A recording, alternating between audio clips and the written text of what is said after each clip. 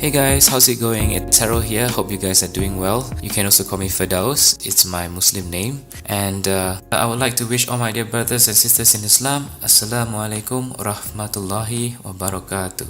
So today why I'm sharing this video is because I've seen a lot of Muslims who have just newly embraced the religion shared their stories online, and I was really inspired to share my story as well. And I hope that through my sharing, many reverts or converts out there will also share their story. I hope that for those who are also looking at the religion through my stories will also come to see the beauty of Islam. So how I came to embrace Islam.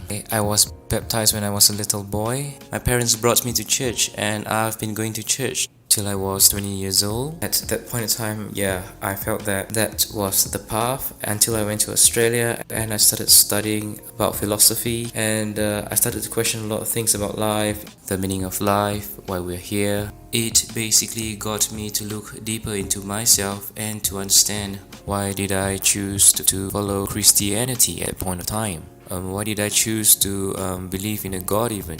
And I thought to myself that maybe this is all, a creation of man, that we came up with this idea of needing a supreme being to define things in life, to help us get some sense of security. And I didn't believe in God. I decided to live life based on my terms, and I live my life to the fullest. I just believe in a simple philosophy that as long as I'm kind to others and I'm happy, they're happy, I will then just attract positivity in my life and I can live a happier, fulfilling life. Of course, that did not turn out how I wanted it to be. I was having a lot of fun in Australia, and until one day I got a call from my parents saying that my grandma passed away, and that got me thinking, what if there's really a God? Because as much as I wanted to bring positivity into the world and also to be happy, there are some things in life that you can't control. And that got me thinking, who is in control of death? And I realized that no matter how much I want to control my destiny in life, there's always something that I can't control, and death is one of those things. And I was really sad because my grandma was really special to me, and I was like thinking, why did God take her away from me? Why wasn't I given a chance to say goodbye? I was all the way in Australia and I had to fly all the way back for the funeral. So that got me thinking, that there has to be someone more powerful than death. And that is where I started to think there's a God. I didn't want a religion to tell me at that time who God was. I thought that all religions are just human constructs, like people created religions to feel that they need some form of moral code or security in life. But then the incident with my grandmother got me thinking that there is God, and I became agnostic. Fast forward to the time after I graduated, I came back to Singapore and I was working. As much as I didn't have a religion, money was like a religion for me. I was chasing money, trying to earn every penny, and somehow God brought this lady into my life, and she shared with me a bit about Islam and how beautiful the religion is, and I should give it a chance to find out more. She's quite an attractive girl, so I wanted to get to know her better, and so I thought, okay, why not just give it a shot and learn more about the religion, and maybe I can get her to see from my point of view how the religion is flawed. That was how arrogant I was. So I went to Darul Akam, which is the Muslims Converts Center in Singapore, and I was given a basic introduction to Islam. And during that time, the girl that I was dating, she basically told me to write down any questions that I have and to ask the teacher at the end of the class all my questions, and he would be the best person to advise me. So I wrote it down, I gave it a shot. At that time, the teacher was Ustad Saiful Rahman. He was very logical, he was rational, he gave me really logical reasons. I was expecting something else. I was expecting something like just believe, close your eyes and believe and have faith, something like that. But it wasn't like that. it really made sense to me. But I didn't want to immediately embrace Islam. There's a lot of changes that I had to make, like lifestyle. I had to fast during the month of Ramadan. I have to only eat food that is halal. And I asked myself I should just do more of my research and find out more. So I went for more classes and asked more questions. Before I began my journey to discover more about Islam, I told this girl that I was dating that if this does not turn out well, I hope we still can be friends. But I will let you know as soon as possible. I don't want to keep you waiting for me. And I hope that, you'll understand if I don't think the religion suits me. So she said, yeah, she totally understands. But she said I should give my 100% to go find out more about the religion, to ask all my questions, to come with a humble heart, and to truly want to find out about the meaning of life, truth. And I think, yeah, that is what I've been searching for my whole life. I wanted to know what is the meaning of life, why we're here, the purpose and everything. So then the month of Ramadan came. It's the fasting month for the Muslims. And I thought, okay, since if I ever want to know this lifestyle is going to suit me, I should really give fasting a shot. Maybe if I give up halfway, and then that's it, I won't waste time and I can just tell her we should go our own way, but we can be friends. So I tried to fast, and surprisingly, I did the whole 30 days of fasting. And somewhere nearing the end of Ramadan, I had a dream. This is really actually the turning point. I dreamt that I was walking towards someone who seated in the middle of the living room along a hallway. I was walking towards him, and he was sitting there patiently smiling. He had this radiant light. I could tell that, he's just a person and a kind soul. And he was just smiling at me directly, and he said, "Brother, when are you going to be part of the family?" And I woke up. Initially I thought, this been studying too much about the religion, I might be getting my head too far in that it's probably acting out in my dreams. But on the same day, I had a friend call me out for dinner. His name is Ibrahim, and that's when I had dinner with him, and he said, "Hey, I heard that you've been going to that Muslim convert center, studying about the religion and understanding about Islam. So when are you planning to be a Muslim, brother?" So I thought this must be a coincidence, Just when I had a dream and my friend asked me out for dinner and he asked me the same question, I was still quite stubborn, thinking that this is just pure coincidence. And I went on with my daily life, but the same dream happened again. And this time I remember the exact day and time. It was a Saturday morning around 9:30. I had the same dream and I woke up and I said to myself, "No, this can't be happening again, it must be something. Or someone is telling me something." And I decided at that point of time to test God. I said a prayer before I started to ask for directions in life, So I sat down, I just closed my eyes, I put my hands together like this and said, "Dear God, I know you exist and you're the most powerful, and you can make anything possible. Because I truly and fully believe in your supremacy and power, you can most certainly show me the way in life and the truth.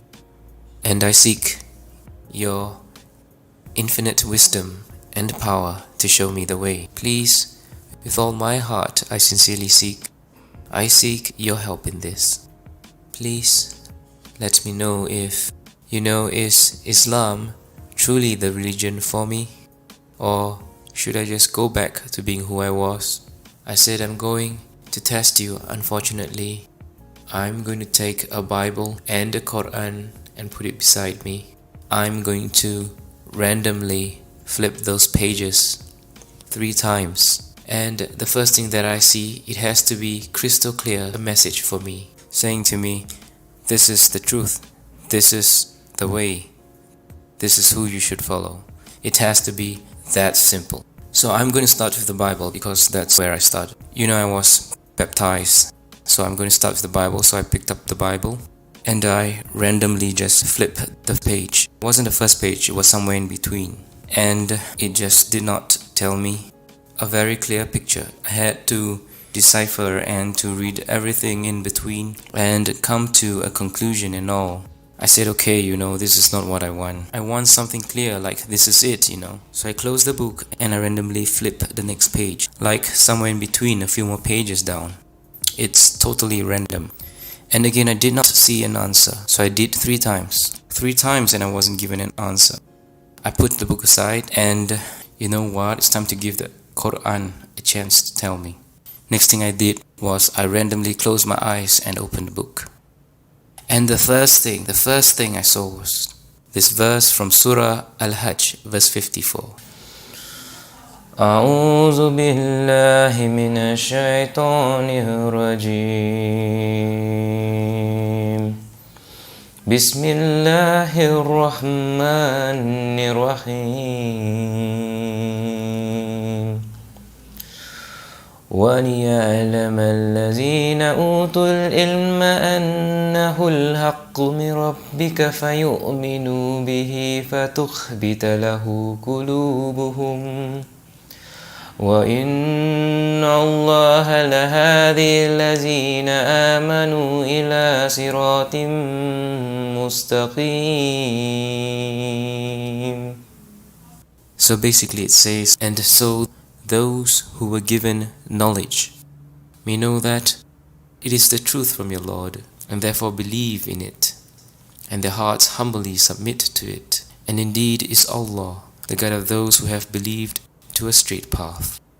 I thought maybe it's just still a coincidence, I was kind of like in a state of denial. And so I closed the book and I randomly opened up another page of the book, and it's totally from another chapter altogether. My eyes set on the next verse, and it's Surah, which is chapter 41 and verse 53. أعوذ بالله من الشيطان الرجيم بسم الله الرحمن الرحيم سنريهم آياتنا في الآفاق وفي أنفسهم حتى يتبين لهم أنه الحق أولم يخف بربك أنه على كل شيء شهيد. We will show them our signs in the horizons and within themselves until it becomes clear to them that it is the truth. But is it not sufficient concerning your Lord that He is over all things a witness? Just paraphrasing what he's saying is like, have I not shown you the signs in the world? Do you still want to question who is your Lord? It was like the second verse was responding to the first one. It's almost like He was speaking directly to me, like God was speaking directly to me. So I felt a shiver down my spine, and I was kind of afraid and at the same time amazed, from that test. And I was then quickly apologized and said I was sorry. I'm sorry for testing you, Lord. But could you please forgive me and accept me as one of your believers? It was like a tremendous feeling of a wave of tears that came straight from inside your heart. Suddenly all that God is down, and I felt His presence was just there. And it was there all along. And so I said, I can't deny now that I've been shown the truth. I have to take a step forward,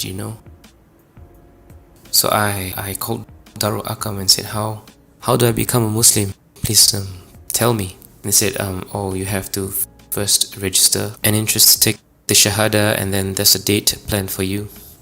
and there will be an official person to do the registration, and it was a month later, and it was 2nd of November 2014. So that was the day that I took my Shahada, and it was amazing. The feeling was really amazing. It was like all the burden in my heart was suddenly gone. There's complete fulfillment, and suddenly there's an overwhelming feeling and sense of peace. And I just feel that I finally found the truth. I decided to give my girlfriend the good news that I have decided, and so she cried. She said, you know how many nights I've been praying for you to be, shown the way, to see that Islam is the most beautiful religion. And he answered my prayers. That's what she said. So I felt like this was someone I cannot let go. This is definitely the goal that was meant for me, that God had probably put her in my path to show me the way back home. And it was truly amazing. Yeah, I think we've come to the end of the sharing. I hope you enjoyed my story. Be sure to catch more videos. I'll share with you more about how I learned more about the Quran and more about Islam. I hope that my sharing brought you some hope and feeling of peace. And to all my dear Muslim brothers and sisters, Assalamu alaikum wa rahmatullahi wa barakatuh. Jazakallahu khairan. And to everyone out there, peace be with you. And I hope you have a beautiful, wonderful day ahead. Thank you so much for tuning in, and be sure to subscribe if you like more of my sharing. Take care. Bye.